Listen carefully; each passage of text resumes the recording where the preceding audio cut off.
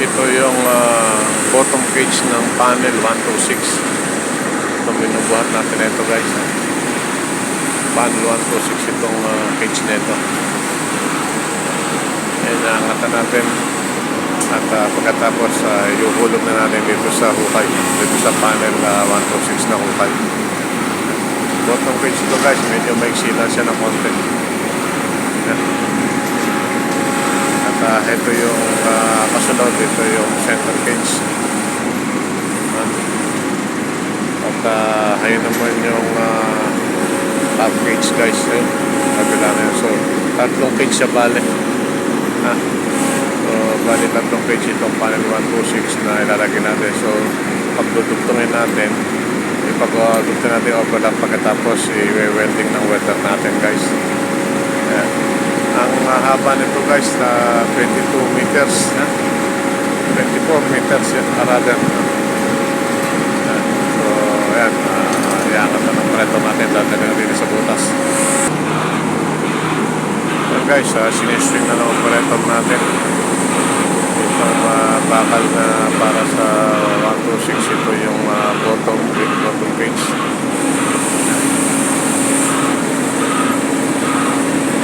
So ilalagay natin dito guys. Ito ilalagay ito na guys yung bakal natin. So ihulog na natin din sa hukay.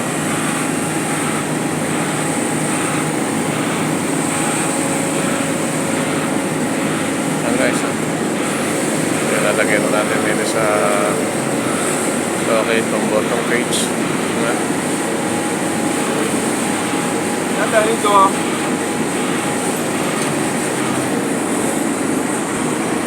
Yan guys, ihulog na natin sa butas natin sa okay natin. Panel 126 ito guys, panel 126.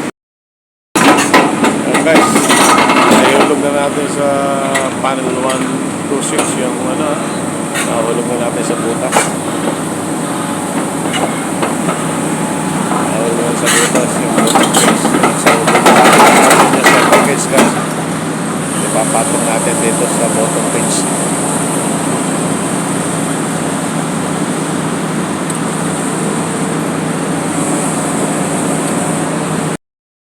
Guys, ito yung center cage. Ito yung second cage ng panel 126. So, bubuhatin na natin at ipapatong natin doon sa bottom cage. At pag naipatong na natin, i-welding na natin guys. At itong cage na ito guys, meron Sonic 5. Kung makikita nyo, may 6 na pipe na sa loob. Yan yung Sonic 5. Guys, binuhat na ng operator natin.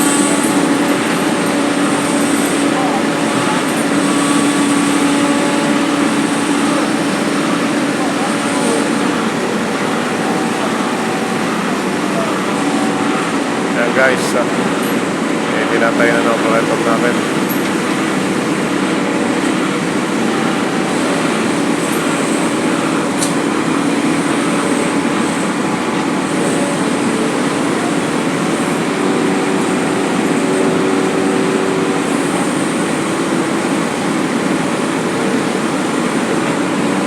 Panel 126 ito guys, center cage, pangalawang cage ito.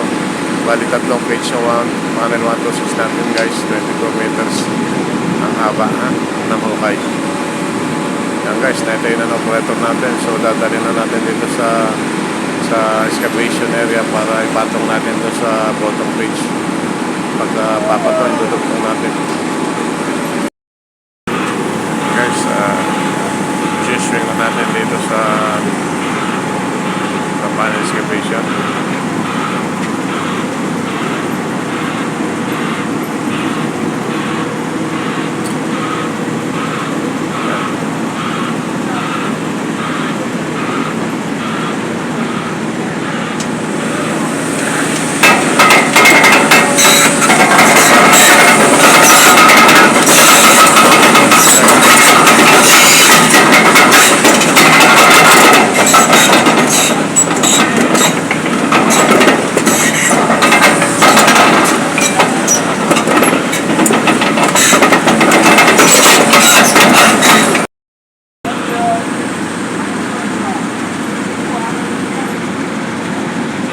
guys, papatong na natin.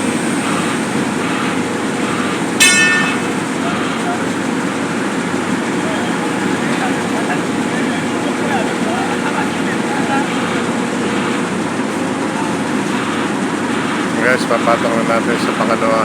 Sa unang sa bottom page pag pangalawang tiles. Papatong na natin. Tapos pag naipatong na natin, i-welding natin. Guys, naidugtong na natin. Pag sa saklot na natin yung dalawa. So, i-welding ng mga welder natin guys para mas matibay yung tugtungan. Guys, hulog na natin. So, pati yung sonic pipe na i-welding na pagtikit na natin guys. Mag-start na. Wini-welding muna nung welder yung sonic pipe para hindi bumitaw. At tapos saka natin ikakat yung mga wire nung nakabolt na bakal guys. At i-check natin yung verticality, yung alignment. Yan guys, wini-welding ng dalawang welder natin yung dugtungan ng bottom saka center cage. So pagka na-welding na nila yan, ihuhulog na natin yan. So pagkahulog natin dyan guys, so ipapatong natin sa guide wall. Yun ang mga top cage, yung pangibabaw naman yung ating idudugtong. At pagkadugtong, i-welding uli ng welder natin guys. Yan, bali tatlong cage itong natin. Itong panel 126. Ang lalim niya guys, 22 meters. Yan. Wini-welding na ng welder natin guys. Panel 126. 2 cages na itong pinagtugtong natin. In progress yung welding ng dalawang welder natin.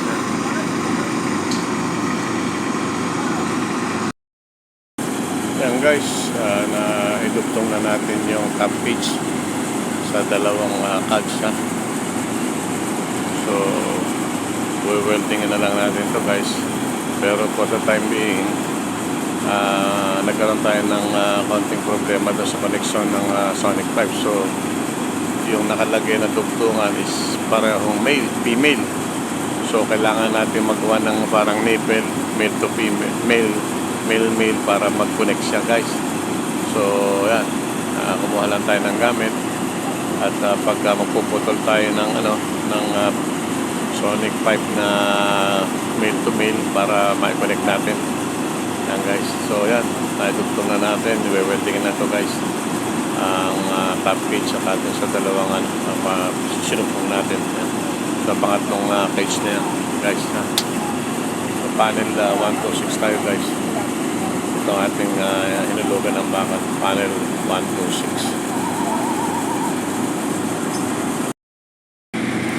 Yan guys, wini-welding na natin yung dugtungan ng top cage at saka ng pangalawang cage yung center cage. Pag natapos yan, ibababa na natin at uhulugan na natin ang trimming pipe guys. Yung welder natin, isang yung welding machine lang gumagana. Sira itong isa, ayaw gumana, kaya isang welder lang ginagamit natin ngayon guys. Yan. So pero mabilis naman to, okay lang. So after na may welding natin itong mga sugpungan, ibababa na natin and then uhulugan na natin ang trimming pipe guys.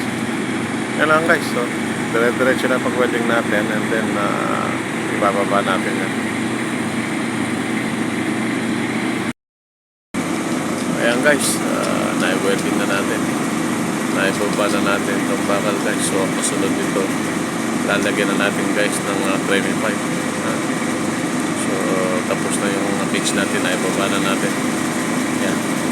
So lalagyan na natin ng wedges doon. Lalagyan na natin ng wedges doon sa ihahang natin. And then pagkahang yan, tatanggalin natin yung beam.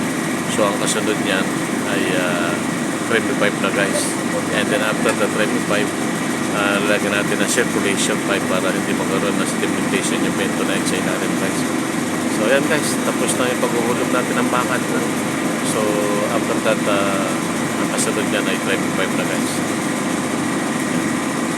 So yun, ayos naman.